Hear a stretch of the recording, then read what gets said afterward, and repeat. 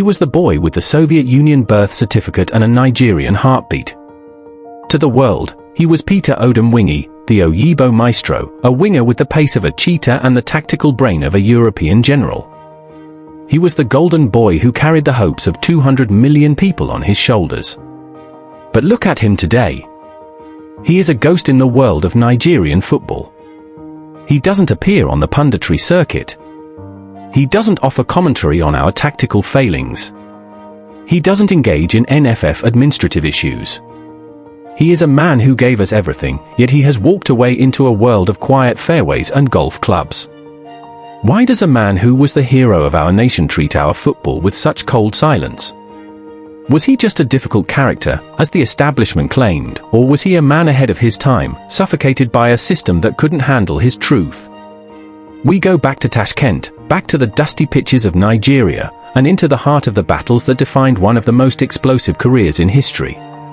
To understand the fire, you have to understand the fuel. Osaze wasn't a product of the Lagos Academy system. He was born in 1981 in Tashkent, Uzbekistan. His mother, Reisa, was Russian. His father, Peter, was a Nigerian medical student. In the Soviet Union, they were doctors, but they were outsiders. It was a life of struggle. Their medical degrees, while prestigious, did not provide a comfortable living in the Soviet economic climate of the time. The dream of a better life wasn't just a luxury, it was a necessity. His father was a visionary.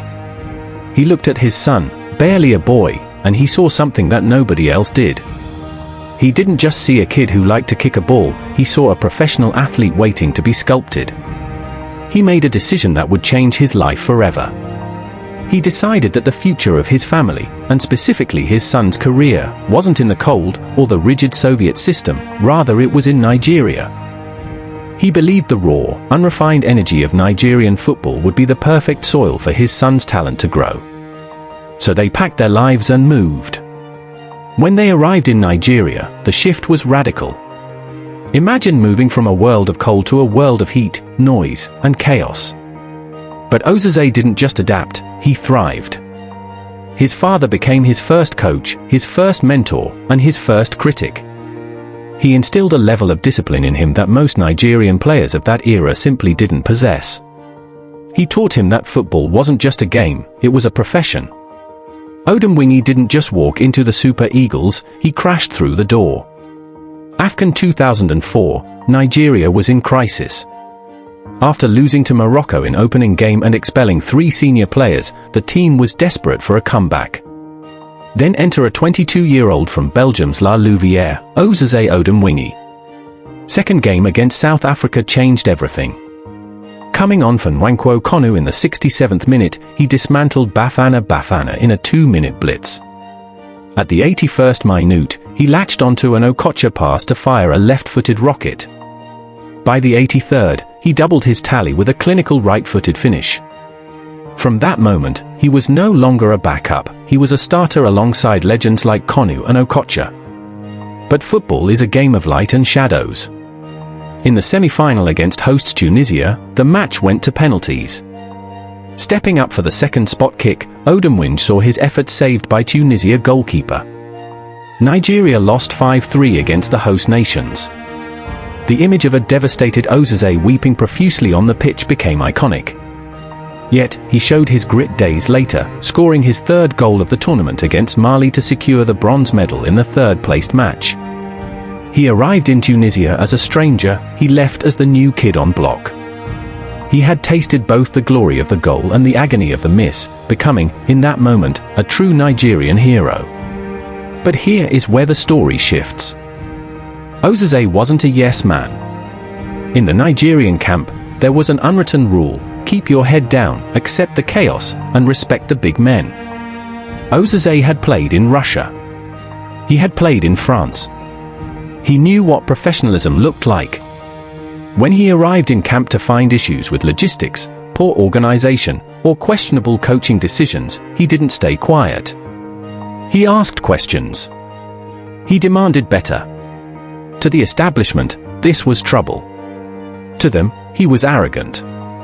They didn't see a professional standards bearer, they saw a player who refused to respect the hierarchy. And that is where the tragedy began. Let's talk about the battles.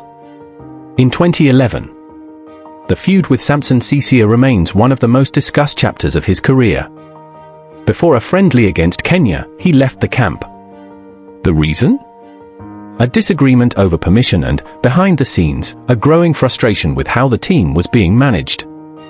The coach, a strict disciplinarian, dropped the hammer.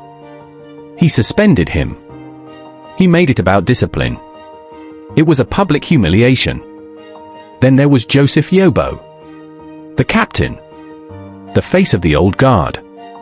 Yobo once famously called his behavior reckless and disrespectful. It was a clash of two different eras. Yobo believed in the old way, respecting seniority regardless of the circumstances. Osaze believed in meritocracy. If the system isn't working, say something. They didn't get along.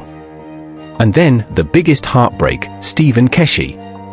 In the 2013 AFCON squad announcement, Keshi left Osaze out. It was a calculated snub. He cited team spirit. Osaze felt it was a personal vendetta. It was a painful moment for every fan. For the fans, it felt like watching your best player being left out by politics. Osaze went back to the Premier League. He played with a rage that turned into pure brilliance. When the 2014 World Cup came, he forced his way back in. And when he scored that winner against Bosnia, that wasn't just a goal. It was a statement. It's already established tale that his relationship with the national team coaches was a rollercoaster of ego and expectation. But nothing, absolutely nothing, compares to the January 2013 transfer deadline day. The story has been told 1,000 times, but it still feels surreal. Osaze wanted a move from West Bromwich Albion to Queen's Park Rangers. The deal was dragging. The clock was ticking towards 11 p.m. He didn't wait for his agent. He didn't wait for the club to give him the green light. He got in his car, drove from West Bromwich all the way to London, and parked his car outside Loftus Road. He was literally sitting in the stadium car park, in his car, waiting for the deal to be signed. The cameras found him there.